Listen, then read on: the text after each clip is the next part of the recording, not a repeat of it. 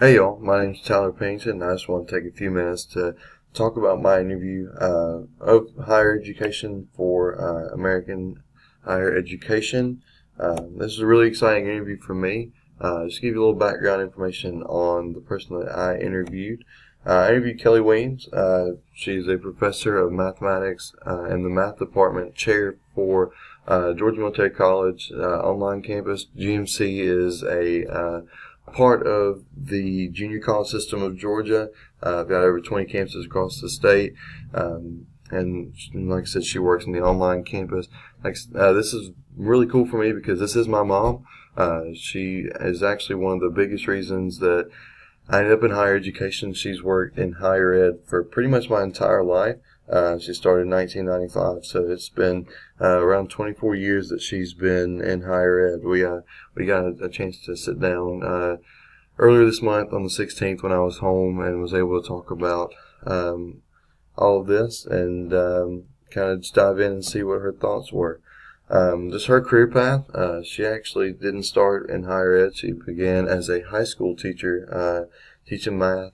She really didn't plan on going into teaching. She had gotten a math degree and then got engaged and was looking for a job. And so she took a last minute position at America's High School and figured out she really enjoyed teaching. And that was something that she could see herself doing moving forward. Eventually, after I was born, she moved to Georgia Military College. Like I said, in 1995, she started out running their remedial programs. Later, she was moved up to the math department chair, which she did for a while and really enjoyed. She did well enough at that she was eventually promoted to the Associate Vice President for Academic Affairs. She was there for a total of 6 years. But then after that 6 years was up, she was able to move back into teaching, which is really what she wanted to do. Her education, this is one thing that we have in common. We both attended Georgia Southwestern State University. She got her bachelor's in math in 1982 and then went on to get a master's in education from Georgia College and State University. Right now, she is an online math professor and department chair, like I said earlier. She said there are some pros and cons to this. One of her favorite things, she just loves to teach. She loves being in the classroom and working with students. And with her being able to teach online, she can set her own hours. She definitely has the flexibility. She's one of those people that likes to be up all night, late at night. And so she works middle of the night, midnight, 1 o'clock, when the students are working. So that works out really good for her because then she can answer their questions really quickly and get back to them so that they will get the best feedback possible. And also with that flexibility, she's able to handle daily life and to help out my grandparents and her parents around the house if they ever need it. One of the cons is it is a 7-day-a-week job, and so she's always on. She's always checking her emails and her students to make sure that they don't need anything. But she said that is a price you pay for that flexibility, but it's something that she's willing to do. I asked her if she was satisfied with her career choice, and she said overall she was. Other than her time on the administrative side of things, she didn't like that. That really proved to her that teaching is what she wanted to do, and that's where she wanted to spend her time. And she really feels rewarded when she gets to help out a student get through a math class, because let's face it, math isn't everybody's favorite, and when you need it to graduate, she said there's no better feeling than getting to work and to help that student get through it. Asked her what the plans are for the future, and she said she's ready to retire. She's done it for a while, and she's ready to keep doing this, but eventually looking forward to retiring and doing something different. I asked her what kind of advice she may have for me going forward, since I'm still relatively new into my higher ed career. She encouraged me to get as much education as I can. She said definitely on the right path with doing this master's in higher education. So she was excited for me and happy that I was able to start doing this. She said don't settle for good enough, because definitely a complacent culture, and you never really realize how stagnant you can get. So you want to make sure that you're always striving to be your best and to do your best. She also said start working on the resume and keeping up with achievements and everything that you've done, so that when you're applying for jobs later, that you don't have to try and remember it, that it's all right there, and that you make sure that you give yourself the best foot forward and the best appearance out of that. And to go ahead and start thinking about my career vision and what I want to do, and go ahead and start planning, because if you don't have a plan, you're just kind of wandering around. So you want to know where you want to end up, and you want to start working towards that. So now that you know a little bit about her, talk about her department and what she does on a daily basis. So the mission statement for her department is the mathematics program builds a strong mathematical foundation and prepares students for a baccalaureate degree in engineering, physics, applied and pure mathematics, and other STEM careers at most four-year institutions by providing the required mathematics courses required at most institutions during the freshman and sophomore years for these specialties. She did say that most of their work actually focuses on helping students meet the core curriculum, skills management. GMC is an open enrollment school, so most students won't get past college algebra or applied statistics. They really just don't need it, and a lot of them will end up taking remedial classes before they get to college algebra. And that's something, like I said, that's pretty close to my mom, because she actually was in charge of those programs when she first got to GMC. So her organization structure, now that she's on the online campus, she's actually the only full-time faculty member in her department, and she supervises 27 adjunct professors. She teaches 4 classes a term and manages the department, which includes developing the schedule, assigning faculty, dealing with student issues and technical issues related to their learning management system, which is Moodle or MyMathLab. So she's actually had a lot of changes in her time. She's only been doing it for a few years, but when she took over the program, it really hadn't been run very well. It had grown a lot faster than they were ready for, than what they could handle. She actually had to work with a lot of other department chairs and others in the academic affairs side to develop policies that would help the online campus and really main campus in Millersville. And she had to hire and train new faculty. Most of the instructors that she hired are still there, and they're adding 2 or 3 a year. They also went through a learning management system change. They implemented a new MyMathLab system to use instead of using MathXL as a standalone program, and she was in charge of a lot of that. She also added to the number of math classes they offer online, so that means more faculty, more students that they can reach. So now they can get their entire associates in math online, which is a really, really cool deal.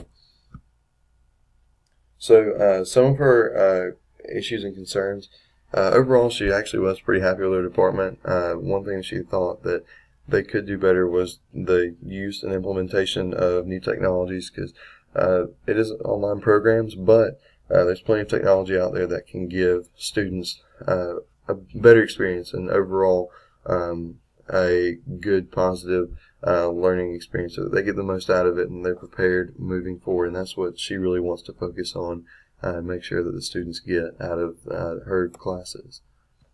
So when it comes to the budget, there's a lot of things that they want to do, but for the programs they have and the department they have, she says they don't really have a sufficient budget for like personal development or professional development. That's one thing that she really wants to focus on and to improve on, to make sure that all of her faculty are able to do professional development and to better themselves, so they can give students the best experience possible. They are growing, and so that is allowing them to add more faculty, so that makes their life a lot easier overall, so teachers can focus on a smaller number of classes. They can keep classes small, so that it's a really good environment and that students get the most out of their time in the class. And they're hiring, like I said earlier, 2 to 3 new faculty members a year, which is really good from where it was when she started. They have had some big achievements and some difficulties in her time. She said the biggest thing for her, the biggest achievement was organization and communication of expectations for faculty. Actually, not long after she started, she had to take over as the interim academic dean, because she had done something similar before, and a lot of it ended up being dealing with student issues and complaints, and so she was actually compiled a notebook with everything, with all the issues and complaints, and put together and gave it to the new academic dean when he came in, and because of that, they were able to more effectively communicate what was expected out of faculty and in their classes, and so now they have less issues and an overall better response from students.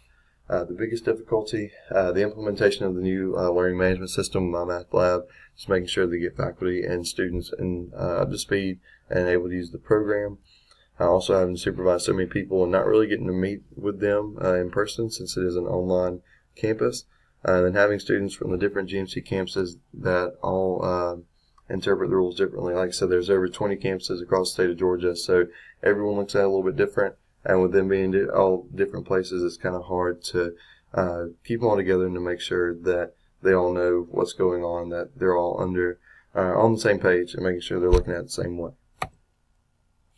The future of the department, she said that really what they're focusing on now, that she has finished all the math courses and they're all developed, just to continue to improve them because there are always plenty of ways to improve, and she said she's always looking for something new to give a better experience and to give the best learning situation possible for her students. When I asked her about the issues facing higher education, she did say that online learning is sticking around, it's not going anywhere, that higher ed institutions need to find ways to meet the needs of online students, not just academically in the classroom, but in the area of student services such as advising, financial aid, tutoring, building community, so that the student feels like they're a part of the institution. Because when you're a commuter or if you're taking it online, you may not feel as connected to the campus. I know that's something that I'm noticing just taking this online course. I want to be a little more connected to the campus, and I have to make an effort to do that. And so you want to find a way to get those online students connected and to make sure they feel like they're a part of that community, even though they're not on campus every day.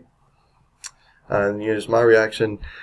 This was really cool for me to be able to sit down with my mom and to talk about higher ed issues because we both work in it. So that is very cool. You don't get to do that very often with family. And we actually have these kind of talks pretty regularly. Just about every day we'll talk about something work-related that one of us had to deal with. And so it was really cool to sit down. And she's definitely one of my biggest role models in life and when it comes to work in higher ed.